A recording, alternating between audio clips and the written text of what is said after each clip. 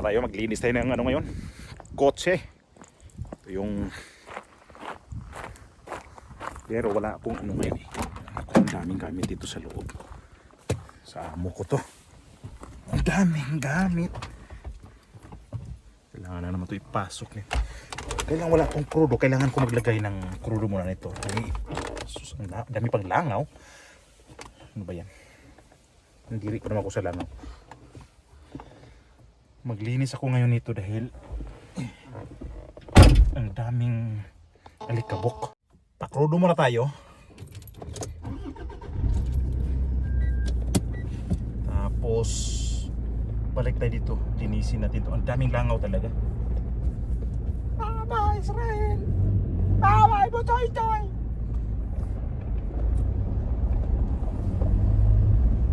Dito kasi mayroon kaming sa amo dito. Mayroon ng ano dito eh. Na may imbakan sila ng krudo dito. Kami na lang pupunta dito sa may tawag na ano dito. So, may parang bodega sa labas. Merong ano imbakan ng krudo pag na ubusan ng krudo ng mga kotse dito. Kaya lang sa krudo dito kami pupunta. Dito kami pupunta naman ng gasoline station. Mamaya pag ano natin, pagka umpisa tayo linis, balik tayo dito sa ano, sa ating pag-vlog. Pag-krudo muna ako ha. Punta na ako doon.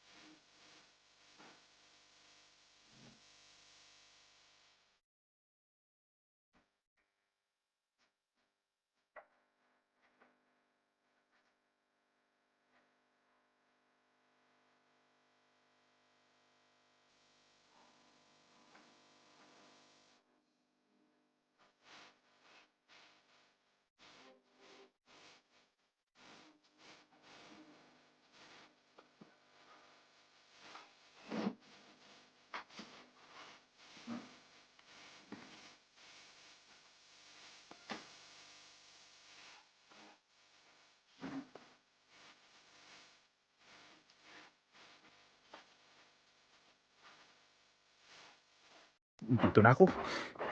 Tignan nyo yung ilinisin ko ngayon ha. Tsaka ang daming langaw.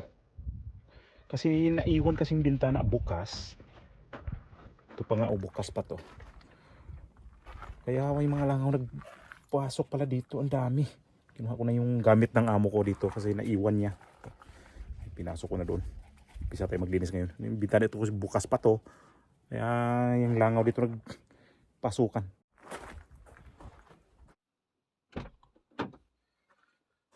Unahin natin dito sa may ano, sa may mating kasi nung una ko maglinis, kaya tanggalin natin to. Ito mga sapin ba.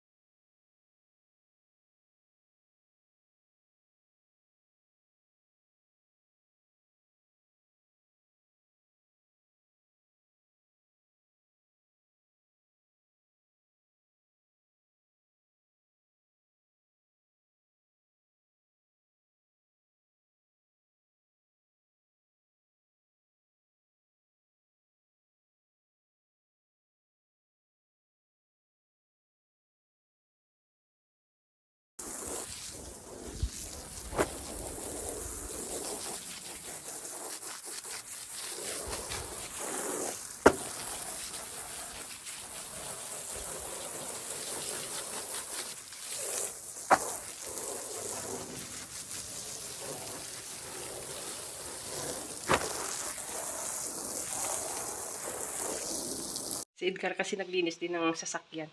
Ayun siya, oh. Ayun, naglinis ng sasakyan. Ayun, ayun si Edgar, naglilinis ng sasakyan.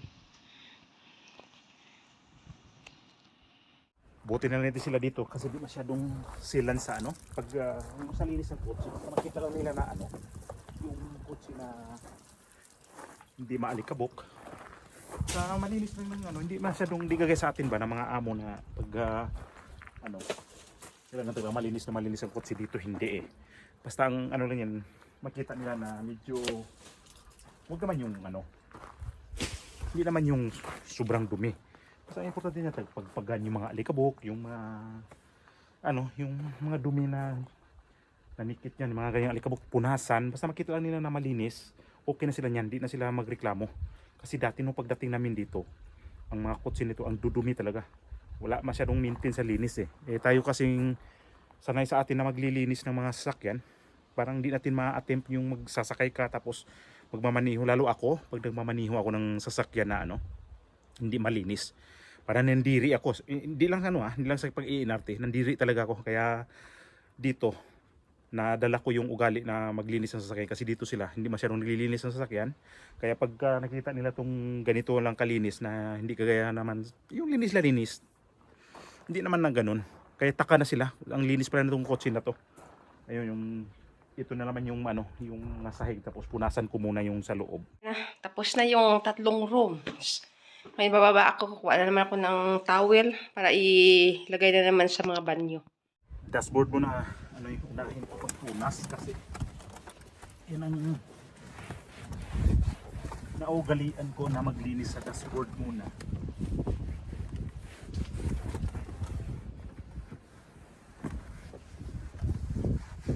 Yan yung may basa akong trapo tapos tutuyo.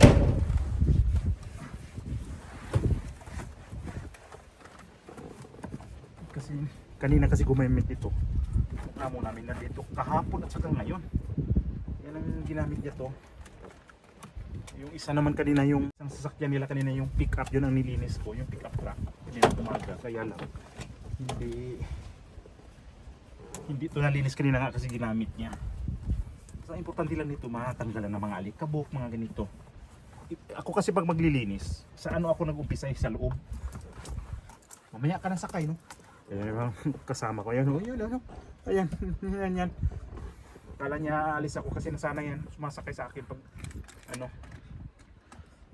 naglilinis ako.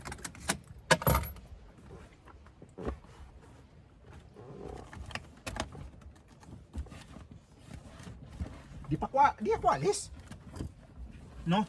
Shh. Diyan ka lang.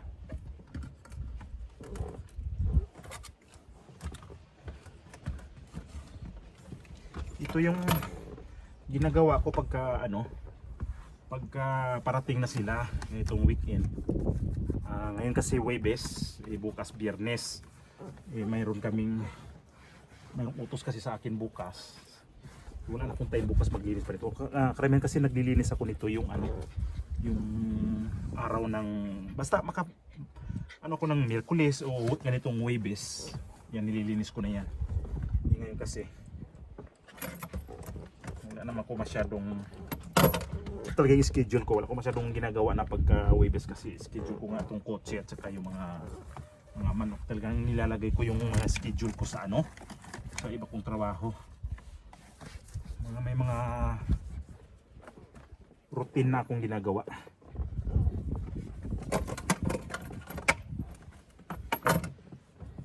Kaya inuna ko tong loob kasi mamaya yung sa labas naman yung mga pagpaligo nito, yan ang huli ko kasi karamihan kasi nakikita ko sa naglilinis ng kotse una sa labas bago sa loob. Ako baliktad eh, unahin ko yung loob para doon ako maglinis sa ano, pag natapos ko dito sa loob, doon ako maglinis na sa labas. Kasi gaya nito, maapak ako to tapos maglilinis ako, nabasa yung sahig kunyari, maano ng putik. Kaya naugali ko na talaga dito sa ano, sa loob muna ako mag-umpisa. Labas na, magpaligo na ng yung kotse.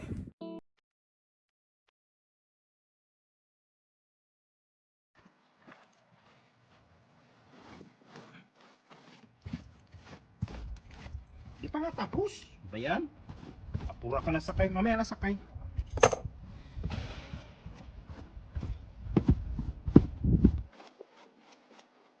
Mamaya na. Natapos eh. Langaw dito, di talaga umalis pa.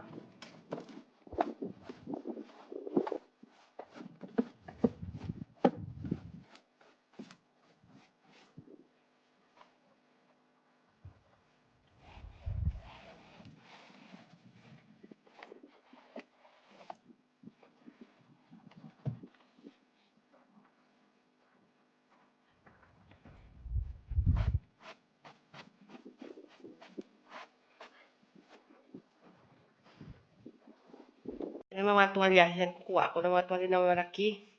At saka yung maliit para sa paa, at saka sa kamay.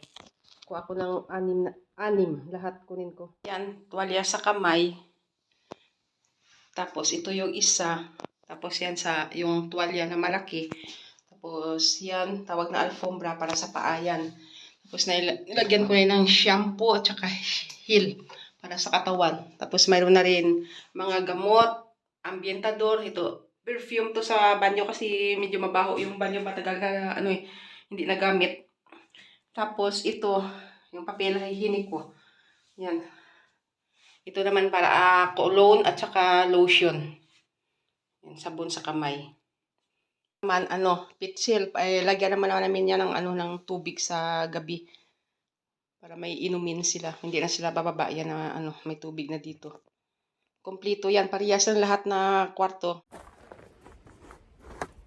Alis dyan.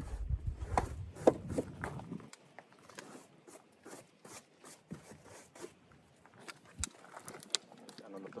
Basura na yan.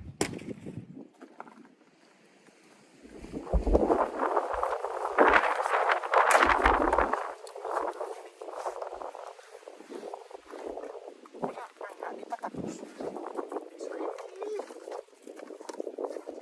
Tapos.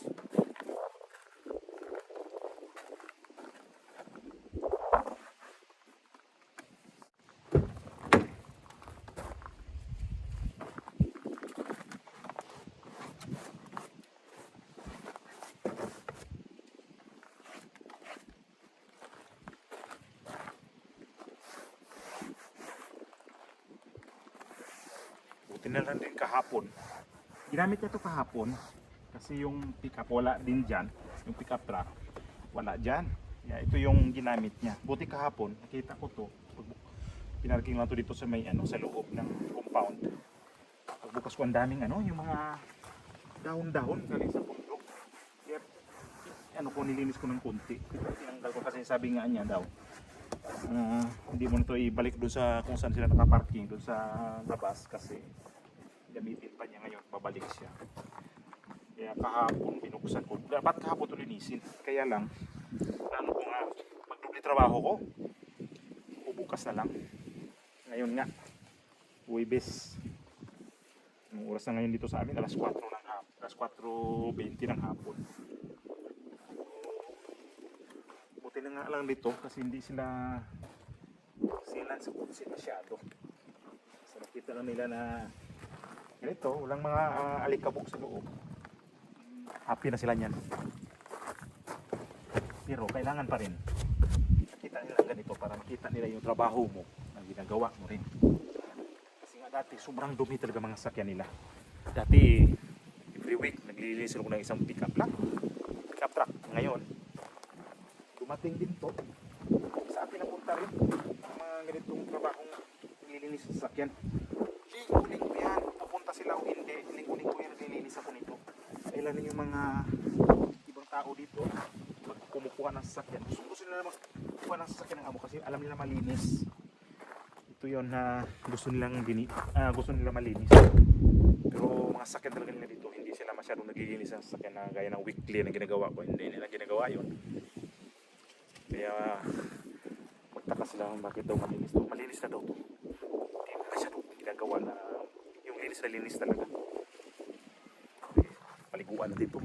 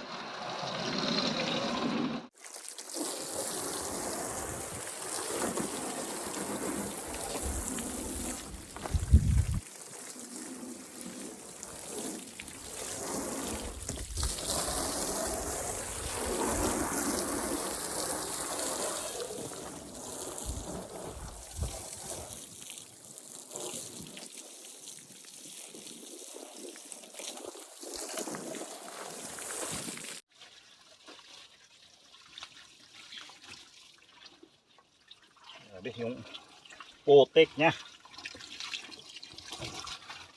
Hindi na, ano kasi to nagiging putik dahil alikabok, nagiging putik pag nabasa.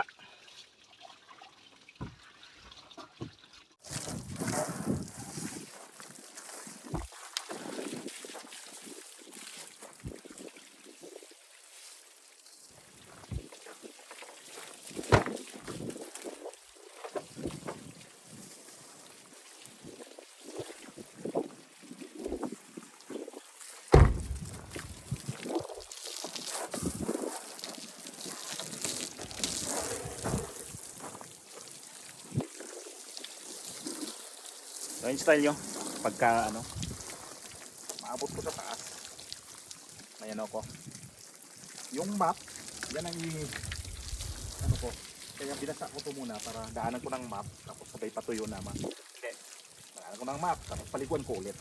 Style ko, para maabot ko sa taas, hindi na ko akyat-akyat pa ng doon, kasi mababasa ko. Ganyan ko yan.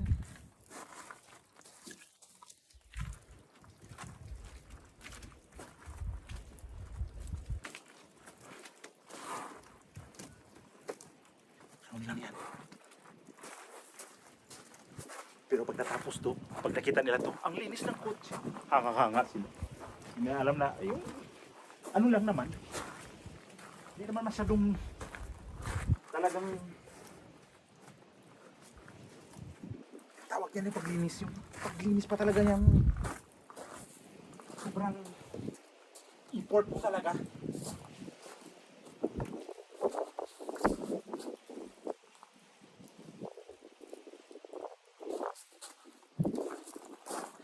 Ano nila, effort talaga paglinis, pero di na alam naman ganito yung style ko.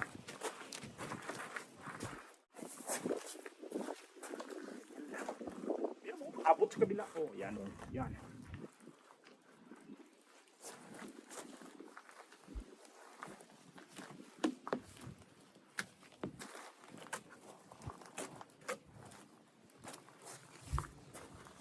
Pagtingin nila sa kotse, pagdating nila dito, tingnan agad nila yung loob Tingnan nila agad yan. Okay lang sa labas kasi pag dito kasi alikabok Tingnan nila sa loob. Ang linis daw. Tamang pagka pupunta ako sa mga ganyang utusan na po, tapos yung mga kasamahan namin doon sa sa opisina. Pagtingin nila sa kotse, sabi, ay, ang linis ng kotse. Malinis na daw. Hindi pa nga masyadong nag-import ako niyan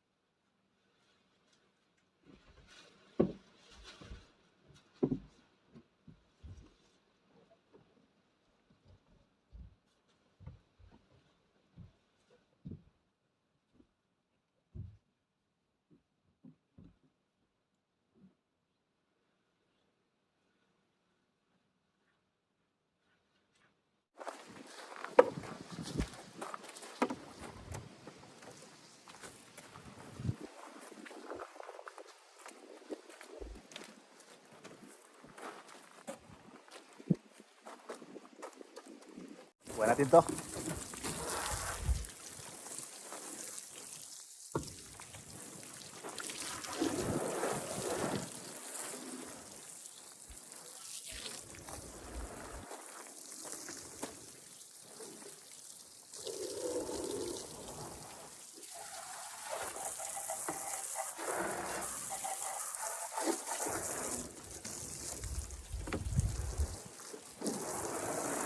Pag makita nila to, bilib na sila. Sobrang bilib. Kahit sino makakita ng mga tao dito, pagdating na nila sa loob, sobrang bilib kasi ang linis daw talaga ng kotse. Linis nga pati ganito mga rim, mga makina, pag naglinis ka ng kotse talagang halos buong araw mo talaga trabahuin. Pero ito pag naglinis ako dito, depende sa dumi. Pagka marumi, abot ako ng 1 oras na higit. Lagyan natin 2 oras pag sobra. Ito, masyado ito maruming-marumi na tansya ko ito mga isang oras din itong linis to, kaya hindi na ako masyadong na ano nito, na hassle na maglilinis talaga ng magpuspos, hindi kagaya ng pagka ulan-ulan na magpuspos ka ng mga putik. Ganun lang yun. Ito yan ang basahan yan.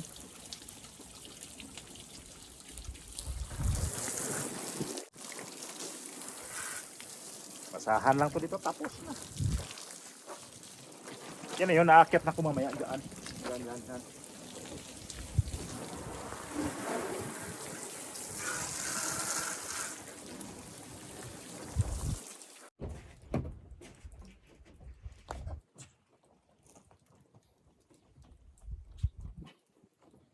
Ito lang. Unas dyan.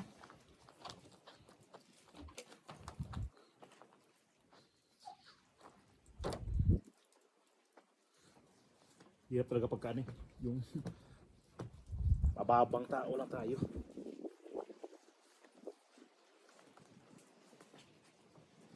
Maganda talaga sa gulong ako papatong.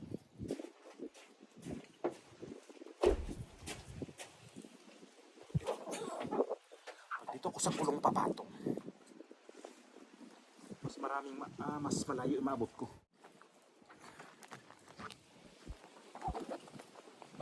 Di ba? Parang halos ako ko sa kabila side.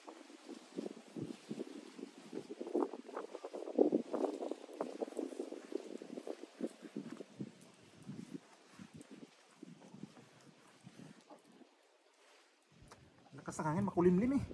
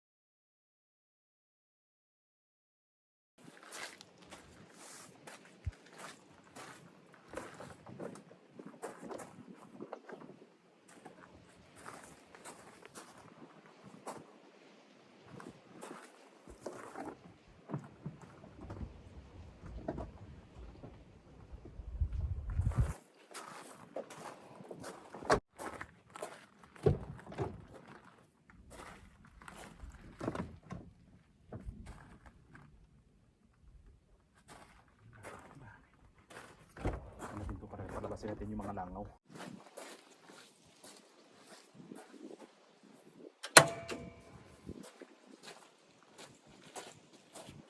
Check ko lang yung tubig at saka yung mga ano niya.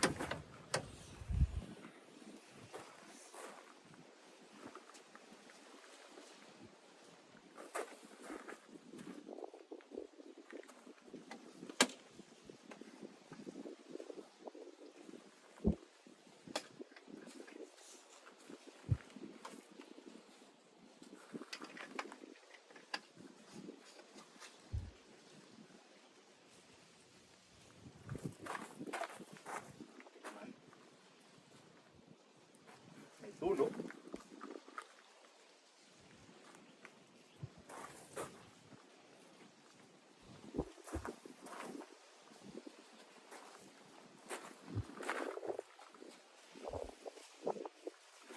Hanap ko yung ano ng langis. Totally ako nag-check nito masyado kasi dito lang naman kasi ito ginagamit. Hanap ko yung ano yung langis, yung gauge niya. Saan kaya yun? Kiturte. Dito.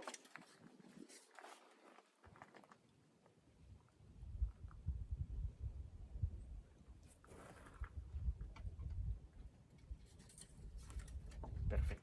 Perfecto naman. Perfect.